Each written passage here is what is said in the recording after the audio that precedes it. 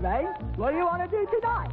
The same thing we do every night, Pinky. Try to take over the world.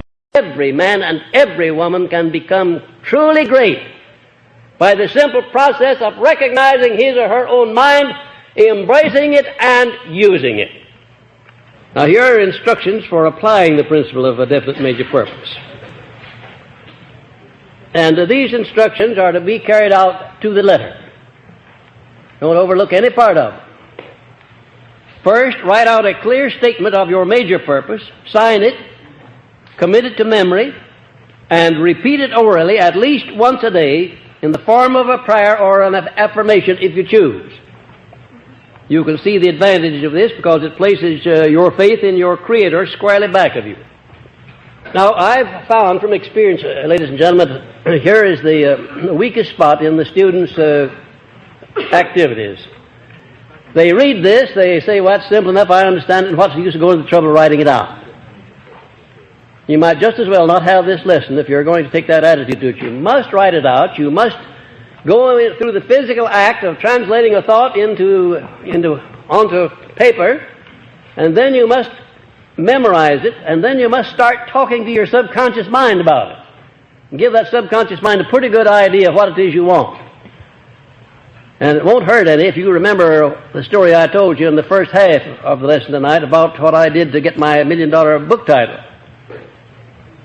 It won't do a bit of harm if you give your subconscious mind to understand from here on out that you're the boss and that you're going to do something about it. But you can't expect the subconscious mind or anything else to help you if you don't know what it is you want, if you're not definite about it. 98 out of every 100 people, taking cross-section of humanity in general, do not know what they want in life and consequently never get it. They take whatever life hands them.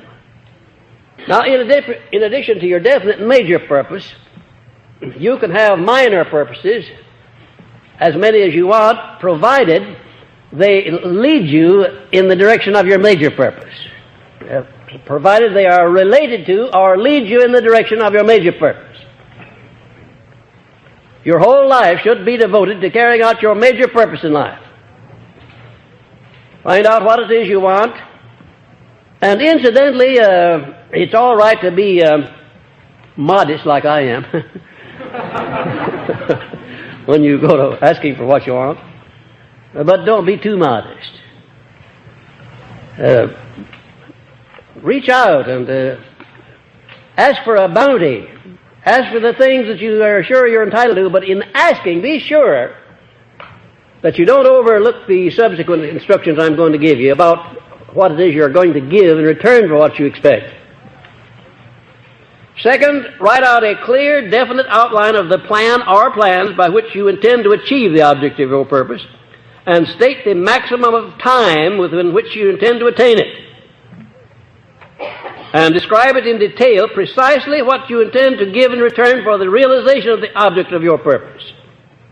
Make your plan flexible enough to permit changes any time you are inspired to do so, remembering that infinite intelligence may present you with a better plan than yours, and oftentimes will if you are definite about what you want. Have any of you ever had a hunch that you couldn't describe, you couldn't explain away? You know what a hunch is? It's your subconscious mind trying to get an idea over to you, and oftentimes you are too indifferent to even let the subconscious mind talk to you for a few moments. I've heard people say, well, I had the darndest fool idea today, but that darn fool idea, you know, might have been $1 million idea if you'd have listened to it and have done something about it. Have great respect for these hunches that come to you, because there's something outside of yourself trying to communicate with you, undoubtedly. I have a great respect for these hunches that come to me, and they come to me constantly. And I find them always related to something that my mind's been dwelling upon, something that I want to do, something that I'm engaged in.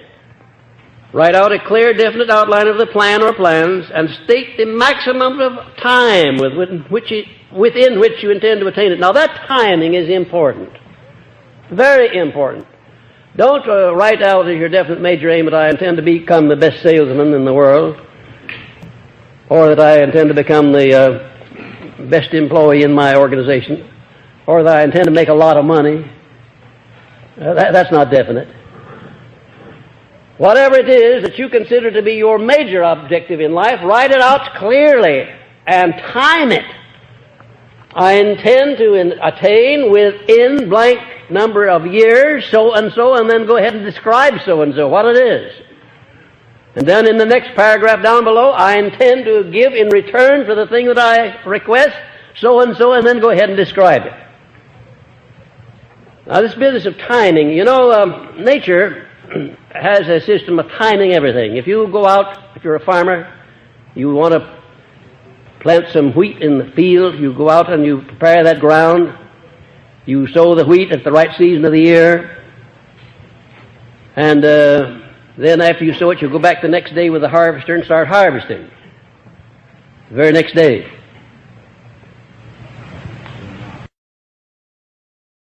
Well, isn't anybody going to catch me up on that one? What do you wait for? For nature to do her part. Infinite intelligence or God or whatever you want, it's all, no matter what you call it, we're talking about the same thing, but there is an intelligence that does its part if you do your part first. Intelligence is not going to direct you to nor attract to you the object of your major purpose unless you know what it is and unless you properly time it. It'd be quite ridiculous if you started out with only a mediocre talent and said that you're going to make $1 million within the next 30 days. It'd be quite ridiculous. In other words, make your major purpose within reason of what you know you're able to deserve. And next, keep your major purpose strictly to yourself, except insofar as you will receive further instructions on this subject in the lesson on the master mind. Now, why do I suggest that you keep your major purpose to yourself? Well, the reason, of course, that you don't disclose your major purpose to other people is that there are a lot of idle, curious people in this world who like to stand on the sidelines and stick their toes out when you go by, especially if you've got a high head and look like you're going to accomplish more in life than they are. And for no good reason at all, as you go along, they stick their toes out and just to see you fall. They'll throw monkey wrenches in your machinery. If they don't have monkey wrenches, they'll put sand in your gearbox. But they will slow you down. Why? Because of the envy of mankind. Now, the only way to speak about your definite major purpose is in action after the fact and not before the fact, after you've achieved it. Let it speak for itself. Let it speak for itself. The only way anybody can afford to boast or brag about himself is not by words, but by deeds. And then if the deeds are engaged in, you don't need any words. They speak for themselves. Now, about making your plan flexible, don't become determined that the plan you worked out is perfect just because you worked it out. You'll make a mistake if you do that. Leave your plan flexible. Give it a good trial, and if it's not working properly, change it. Next, call your major purpose into your consciousness as often as may be practical. Eat with it. Sleep with it. And take it with you wherever you go, keeping in mind the fact that your subconscious mind can thus be influenced to work for its attainment while you sleep. Your conscious mind is a very jealous mind. It stands guard and doesn't want anything to get by except the things that you are afraid of and the things that you're very enthusiastic about. And especially the things that you are afraid of. It does let those get by sometimes too. But generally speaking, if you want to plant an idea in your subconscious mind, you have to do it with a tremendous amount of faith, tremendous amount of enthusiasm. You've got to rush the conscious mind so that it steps aside and lets you go through to the subconscious because of your enthusiasm and your faith. And then repetition is a marvelous thing too. The conscious mind finally gets tired of hearing you say a thing over and over and over. It says, all right, if you're bound to repeat that, I can't stand here and watch you forever. Go on in there and take it into sub and see what he'll do with it. That's the way it works. This conscious mind is a very contrary thing. And you know, it learns all of the things that won't work. Did you know that? It has a tremendous stock of things that won't work and things that are not right. And it has a tremendous stock of old pieces of string, horseshoes, nails, like some misers gather up.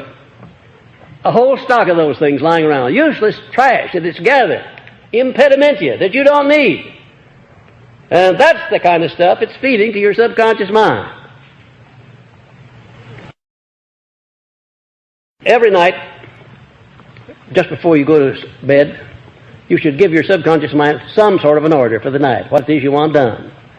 I should say the healing of your body. Certainly the body needs repairing every day. When you lay the carcass down for sleep, turn it over to the infinite intelligence and request your subconscious mind to go to work and heal every cell in your body, every organ, and to give you tomorrow morning a perfectly conditioned body in which the mind may function. Don't go to bed without giving orders to your subconscious mind. Tell us what you want. Get in the habit of telling us what you want. If you keep on long enough, it'll believe you and deliver what you ask for.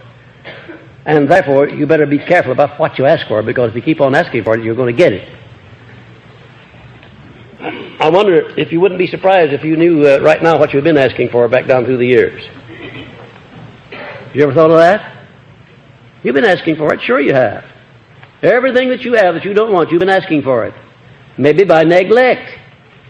Maybe you didn't tell the subconscious mind what you really wanted, and it stocked up on a lot of stuff you didn't want. It works that way. Now, here are some important factors in connection with your definite major purpose. First of all, it should represent your greatest purpose in life, the one single purpose which, above all others, you desire to achieve, and the fruits of which you are willing to leave behind you as a monument to yourself. Now, that's what your definite major purpose should be. I'm not talking about your minor purposes now. I'm talking about your major, overall purpose, your lifelong purpose. And believe me, friends, if you don't have an overall lifelong purpose, you're just wasting the better portion of your life. The wear and tear of living is not worth the price you pay for it unless you really are aiming for something, unless you're going somewhere in life, unless you're doing something with this opportunity here on this plane. I imagine you were sent over here to do something. I imagine you were sent over here with a mind capable of hewing out and attaining your own destiny. And if you don't attain that, if you don't use that mind,